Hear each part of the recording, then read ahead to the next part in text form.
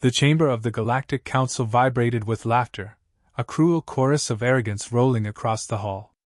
To them, humanity was nothing more than an inconvenient frontier species, unrefined, unworthy, unsophisticated. Representatives of empires that had spanned millennia leaned back in their thrones and scoffed at the very idea of taking humans seriously. They spoke of Earth as if it were a backwater colony, an irrelevant speck that would crumble the moment real power was brought against it. Their voices dripped with the same contempt that had silenced a dozen species before. They had destroyed others, they would destroy humans just as easily, or so they believed. In the middle of this storm of derision, a voice cut through, low and heavy with the weight of a lifetime spent in battle. An old general rose, scarred by wars no one in that chamber cared to remember, his eyes cold with memories that haunted him still. He did not raise his voice to match theirs. Instead, he spoke in a measured tone, quiet enough to command attention without demanding it. "You will not survive a war with humans." The laughter did not stop at once. Some chuckled, others scoffed louder, finding his words comical. But the general did not flinch. His gaze swept across the council as if memorizing every sneer, every smirk, every alien who dared to dismiss his warning. "You think them fragile because you see their weapons as crude. You think them young because you measure them by centuries. You think them weak because you have not yet bled by their hands. But I tell you this, weakness is not in them. Weakness is in your arrogance." One delegate asked with mockery. "And what makes these primitives so dangerous? Their fleets? Their handful of colonies? Their crude engines?" Another smirked, adding, "If they are dangerous, then why have they not conquered anyone yet? Why do they cling to that small blue world as though it were all they own?" The general's jaw tightened. He had seen it. He had fought them. He carried the scars of battles where humans did not break even when their ships burned around them. He remembered the eyes of their soldiers, eyes that did not carry resignation but fire, even as defeat closed in. He remembered the way they studied, adapted, turned desperation into strategy. "They are dangerous because they are never finished," he said at last. "Every loss you deliver will become the foundation of a new weapon, a new tactic, a new way to strike back. You defeat one human fleet, and the next will come with answers for every move you made. They learn. And they learn faster than you can comprehend." Still, the chamber would not listen. Whispers grew into jeers, and jeers into open ridicule. One voice called the general a relic, another dismissed his words as paranoia, and others laughed as though fear itself had made him a fool. But those who laughed had never seen a human stand unarmed in front of an armored battalion and refuse to kneel. They had never watched human engineers build weapons from scraps in the midst of siege. They had never realized that humans did not merely fight battles. They waged wars of willpower, and willpower was something no empire could measure on a scale. The general leaned forward on the edge of his table, the weight of his years pressing against his bones, but his eyes sharp as ever. "You mistake their silence for submission. You mistake their restraint for weakness. And when they rise, you will mistake your destruction for misfortune. But it will not be misfortune. It will be justice." The laughter finally faded, not out of agreement, but out of boredom. The council had heard enough, or so they thought. Their arrogance was armor thick enough to block out truth. One by one, they dismissed the session, leaving only echoes in the chamber. Yet the general remained, staring at the empty seats, his hand pressed against the scar on his chest. That scar was his memory of humanity's fury, a reminder of how close he had come to death in battles that were meant to be easy. As silence settled, he whispered to no one but himself, words that would linger in the void long after the council forgot them. "They will not forgive you. They will not bow. You believe victory is measured by fleets and empires. For them, victory is survival itself, and survival is what they have perfected. When you call them your enemy, you call upon your own extinction." The council did not wait long to act. Within weeks, fleets were dispatched to the human frontier, their banners stretched across the stars in arrogant display. The decision was made not to conquer quietly but to humiliate openly, to demonstrate that resistance was pointless. Colonies were chosen as examples. The first strike was swift and merciless. Cities reduced to rubble, defenses torn apart before they could respond, survivors scattered in silence. To the Council, this silence confirmed everything they had believed. Humanity, they thought, would cower, break, and beg for mercy. Yet the silence was not submission. It was calculation. Reports trickled in of human movements that made no sense, abandoned outposts stripped clean, communications encrypted with codes alien algorithms could not penetrate, patrols vanishing into empty space. Commanders dismissed these signs as disorganization, but the old general, watching from the shadows of retirement, recognized them for what they were: preparations. Humans were not fleeing, they were studying. They were watching the way fleets moved, measuring weapons, learning patterns, and gathering the kind of knowledge that turned weakness into precision. The second wave of attacks encountered more resistance than expected. Human forces were scattered but not disoriented. Small defense groups emerged with strange coordination, fighting not to win, but to test.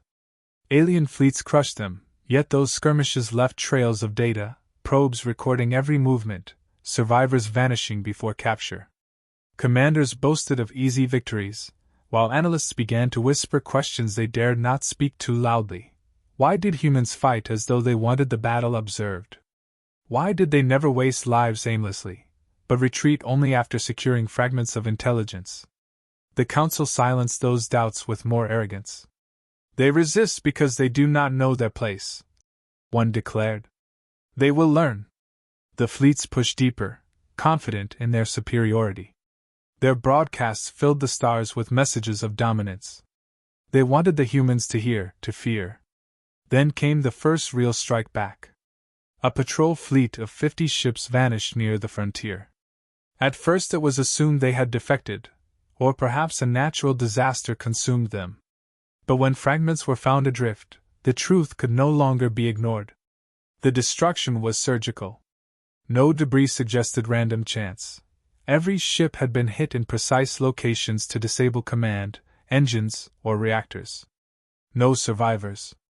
The Council's reaction was fury. They demanded retribution, stronger strikes, an overwhelming show of force. But beneath that fury lurked unease. Their enemies had not challenged them openly. They had struck in silence, then disappeared. No declaration, no explanation, only the void where once a fleet had been. The general's warning began to echo in quiet chambers. They learn. They adapt. He had said it plainly, but none had listened. Now, as whispers spread, commanders began to realize what was happening. Every skirmish, every feigned defeat, every abandoned colony had been part of a larger plan.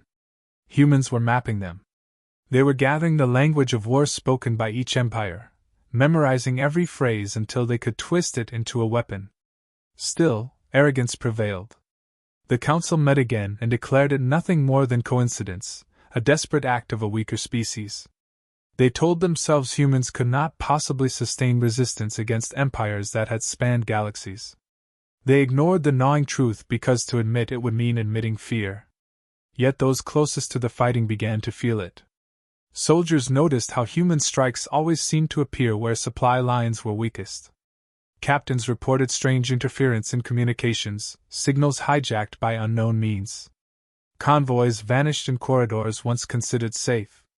Human tactics carried an edge of unpredictability that felt more like design than luck. The general, though ignored, spoke once more. Every fleet you send only feeds their knowledge. Every victory you claim only teaches them how to break you. You believe you are teaching them submission. But you are their teachers, and the lesson is how to destroy you. But his words, like before, were drowned in laughter and dismissal. The Council demanded more destruction, more blood. They could not see that the silence from humanity was not weakness. It was the calm before the storm. The tide shifted quietly, almost imperceptibly at first. What began as scattered resistance evolved into something sharper, coordinated, and deliberate. Fleets that once seemed clumsy now struck with unnerving precision. Patrols vanished along trade routes that had been secure for centuries. Stations found their supply lines severed without warning. Communications blacked out mid-transmission, only to return hours later filled with distorted human voices repeating a single phrase in alien tongues: "We are coming." What unsettled commanders most was not the destruction but the method. Humanity did not overwhelm with numbers. They chose where to strike, leaving most of the Council's strength untouched while targeting the smallest cracks in the foundation. A fleet was nothing without fuel, a world nothing without food, an empire nothing without order. Humans struck those lifelines and vanished before retaliation could arrive.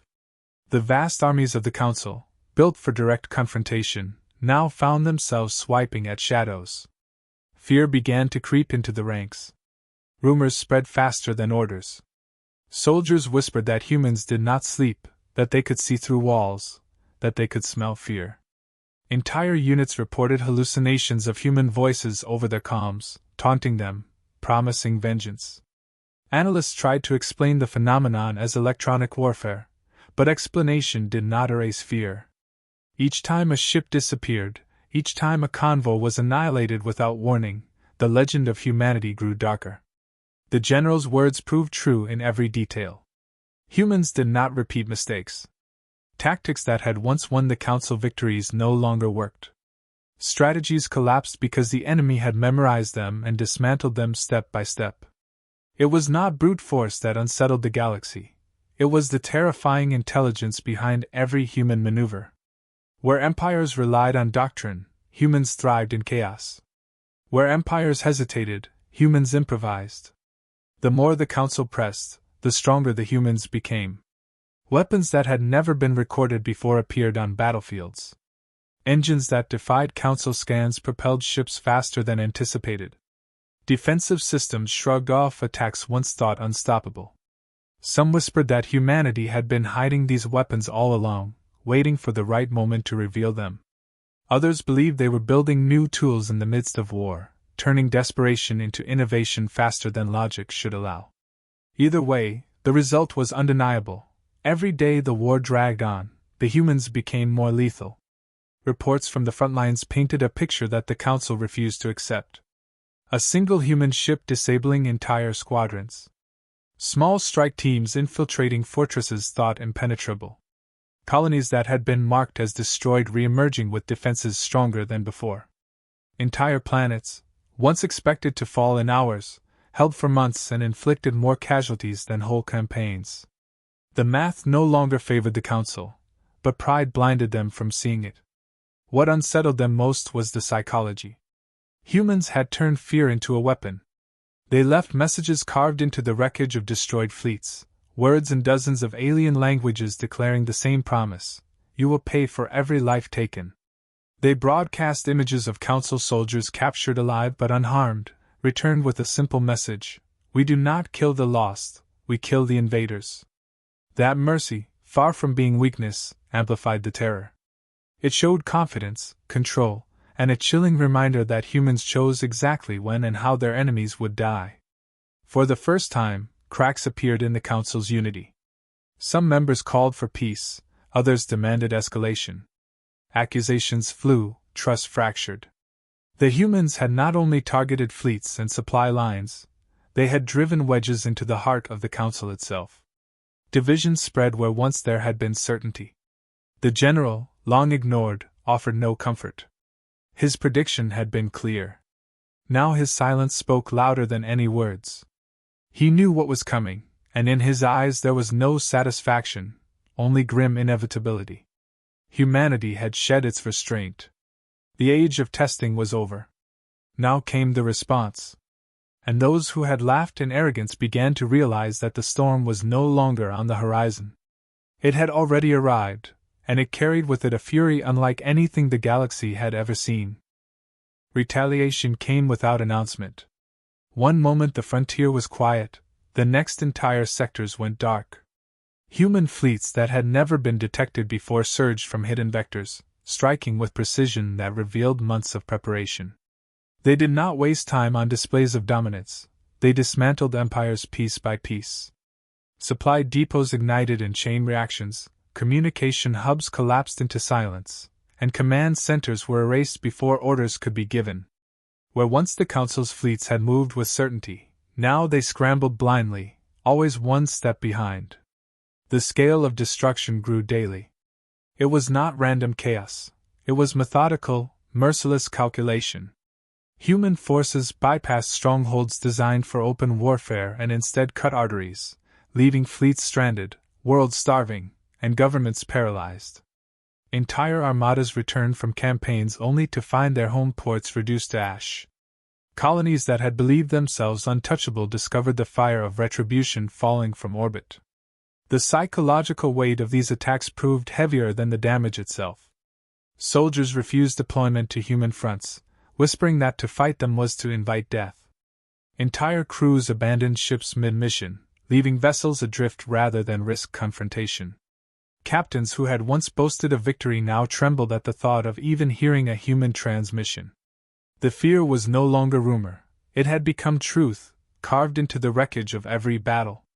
The council tried to rally, to assemble fleets larger than anything seen before, but even those efforts collapsed under the pressure of uncertainty. Wherever their forces gathered, humans struck at the edges, dismantling infrastructure until mighty armadas found themselves without fuel, ammunition, or coordination.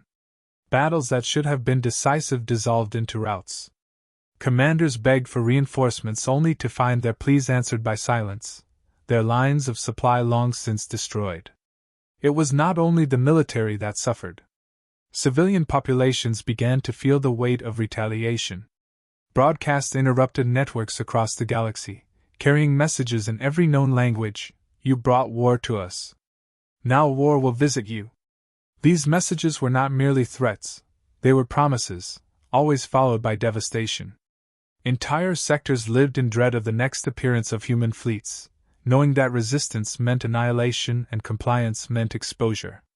No one was safe, not soldiers, not leaders, not civilians. The most chilling element was humanity's restraint.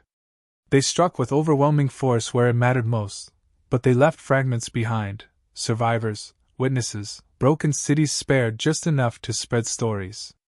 Every empire, every species learned of what happened when humanity was provoked, and they learned it from the mouths of their own terrified kin. This was not victory for conquest. It was victory for memory, ensuring that the lesson would never fade. The general who had warned them sat in silence as the council's confidence disintegrated. Those who had once mocked him now avoided his eyes, ashamed of their arrogance but too proud to admit their failure. He did not gloat, for there was nothing to celebrate. He had seen this end long before it arrived, and he carried no joy in being right.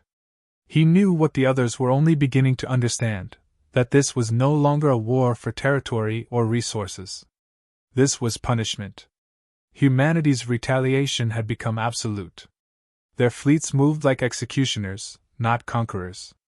Their messages carried no demands for surrender, only declarations of inevitability. Each strike erased another empire's illusion of power, and with every loss the galaxy drew closer to collapse. The Council, once a symbol of unity and dominance, fractured into desperation. Some begged for peace, others plotted betrayal, and still others clung to denial, hoping that somehow the storm would exhaust itself. But the storm did not exhaust itself. It grew. For every world destroyed, for every fleet erased, humanity's legend spread wider. Even species untouched by the war began to bow their heads when humanity was spoken of. The image of humans had transformed, from an ignored frontier species into a force so relentless that the galaxy itself bent under their wrath. As the fires of retaliation burned brighter, the general's voice returned to those who still remembered his warning. They do not forgive. They do not bow. You thought you could frighten them into submission, but you have only awakened what you cannot contain. And with every passing day, those words proved not prophecy, but fact. Humanity had moved beyond defense. The punishment was in full measure, and the galaxy had no answer. The council chamber that once rang with arrogance stood in ruins. Shattered pillars and scorched walls bore witness to the collapse of an empire that believed itself eternal. The survivors gathered. There were no longer rulers, only remnants, stripped of fleets, allies, and certainty. Their once mighty banners hung in tatters, shadows of power that had dissolved under the weight of retribution. They sat in silence, waiting for the inevitable judgment, their pride broken, their voices gone. When humanity's emissary appeared, it was not with a triumphant speech or a demand for tribute. It was with the quiet certainty of a victor who had no need to prove anything further. The words delivered were measured, but they carried the weight of every destroyed world, every lost fleet, every life taken in arrogance. You sought to break us. You sought to make us kneel. You have learned too late that we do not bow. We endure, we strike, and we return with interest. The message was not only for those in the chamber, it was for the galaxy.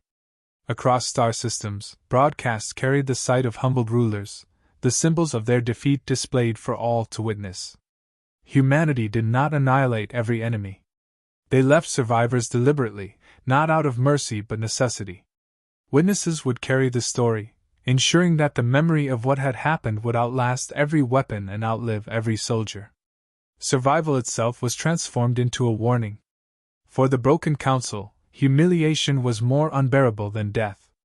Species that had once laughed at humanity's insignificance now whispered their names in fear.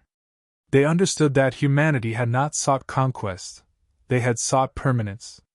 To fight them was to carve one's name into history as a cautionary tale, remembered not for greatness but for foolishness. Entire civilizations now lived with that scar etched into their identity. The general who had warned them stood at last among the wreckage, his words no longer prophecy but undeniable truth. He looked at those who remained and spoke with the same steady tone he had used from the beginning. I told you they would not forgive, that they would not break, that every victory you claimed was only sharpening the knife they would one day turn against you. You laughed then. Now you understand. His words cut deeper than the destruction surrounding them, because they were not anger but judgment. The humans did not seek tribute, did not seek rulers kneeling before them. Their lesson was far greater. They declared to the galaxy that war with humanity was not survivable, not because of their weapons or their numbers, but because of their will. Empires rose and fell on strength and dominance. Humanity endured on defiance and adaptation. That truth, once dismissed, was now etched into the bones of every surviving species. In the centuries that followed, no empire dared provoke them again.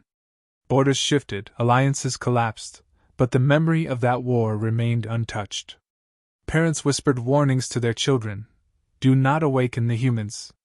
Scholars taught of the war not as strategy but as scripture, a lesson in humility and consequence. Even those who had not fought carried the fear, for they had seen the broadcasts, they had heard the testimonies, and they had felt the silence that followed every human strike. What endured above all was not destruction, but the knowledge that humanity fought differently. They did not wage war to expand. They waged war to end. They did not measure victory in battles won but in enemies broken so completely they would never rise again. Against such an enemy, survival was the best outcome, and even survival carried the mark of submission. The final message humanity left behind was simple, repeated across abandoned council halls and burned out fortresses. We do not seek war. But if you bring war to us, you will not survive. It became more than a warning, it became law, unspoken yet absolute. No one dared test its truth, for everyone knew the cost. And so the galaxy moved forward, forever altered. Humanity did not rule it, but they haunted it. Every decision, every council meeting, every military campaign carried the shadow of a single truth whispered in every tongue: war is where humanity was born, and in war they cannot be defeated. The arrogance that once filled the stars was gone, replaced by a silence that belonged to one species alone.